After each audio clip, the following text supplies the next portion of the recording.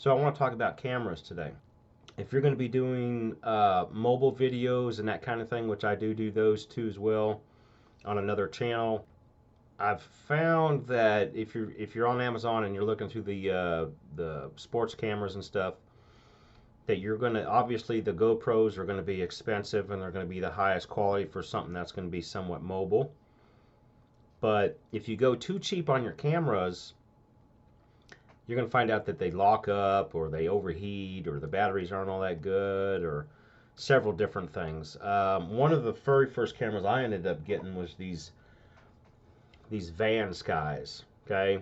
And the problem I had with these is they would lock up on me. I bought two of them and I figured, well, it's got to be the SD card. So I went ahead and bought some extra SD cards and tried that, and I still always had problems with them. Another bad thing about this particular camera is that it didn't have anything built into it to allow me to know when it's recording or when it's not. It did have on top here, it has a little LED that flashes when it's recording, and then it'll be solid when it's not. But if you got this, a ways back or whatever on a tripod, you're not going to be able to see if it's on or off or whatever.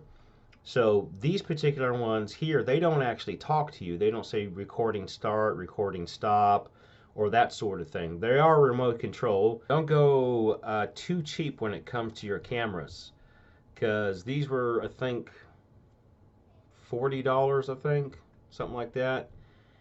And in the long run, they look the same as the other ones pretty much, but it's not going to work. They're not going to work out the same. So anyways, then I went ahead and bought one of these. I bought this at actually Best Buy. I didn't even buy it online. Okay.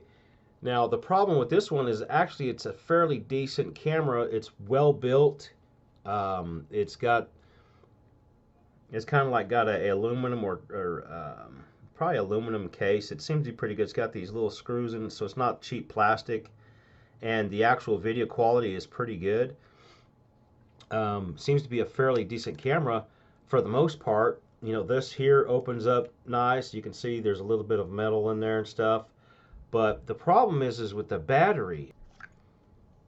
Okay, I couldn't get this battery to stay charged much, so I was always having a problem with being able to use it. And I was looking online trying to find different replacement batteries and was not able to find a whole lot. So the camera itself might be pretty good, but the battery's not all that good in it. I finally went with this brand here. Okay, see how they all kind of look the same? This one here looks very similar to this one. This particular brand right here though, okay, believe it or not, talks to you. What it will do is it will tell you video start or video stop, so you know when it's recording. Video start. So if you've got this on top of your head and you're doing some filming or on your bike or whatever, the problem is you can't, you don't know, like, was it on, is it off? I think I pressed it, maybe I didn't, who knows what's going on. So this does have a power save feature or whatever, so you do have to click it twice after a minute or something. You can turn that feature off, but anyways, if you click it again, so it tells you what's going on. These cameras here, this particular brand, I will put in the description below, seems to be pretty good. They're $79.99. They're an Amazon choice, so they sell a lot of them, so I would probably assume that they're probably pretty good. So I would recommend using these because there's more features in them that seem to be better, And let me go and hold that up a little bit closer. And they seem to work pretty good. So when it comes down to it, you're going to want to get a decent camera. You can use this for, you know, a webcam or two as well. I found out that using an actual real webcam for your PC or laptop seems to work better.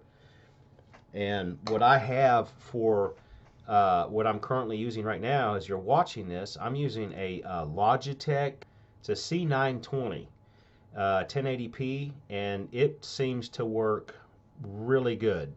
You want a good webcam that has good lighting and stuff like that. These portables, really, these ain't bad, but you're gonna need, if you really want it to really look good, you need a GoPro. But they're like $300 or $400, you know. And if you buy two of them, they're like $800, and that's just the cameras. So they can get kind of expensive if you're going that route with it and everything. Okay, next thing I want to talk about is accessories. Okay, I went ahead and got this accessory kit, which was I think $20.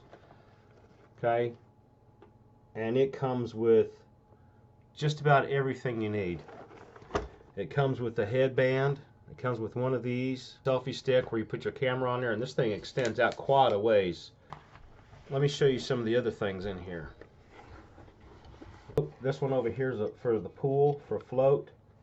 Comes with a little tripod. Comes with a clip-on, a real quick clip-on. Comes with, you know, something for your windshield. Anyways, it comes with all kinds of different brackets and stuff like that. I think I paid like, you know, $20 for this kit. Okay, the next thing is a camera bag to carry your stuff. So if you're mobile and you want to have things for the road, you need to get yourself a you know, nice camera bag, you know, that holds all your stuff together and everything.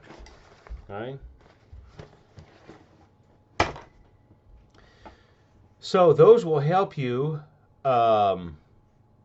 Those are going to help you produce better quality videos. That, you know, the cameras and stuff are tricky. If you buy several different ones, you're going to find out some of them are kind of hit and miss. So I wouldn't be spending a whole lot of extra money on other stuff except for some cameras that are going to work, you know, good for you. So anyways, that's my own input on that.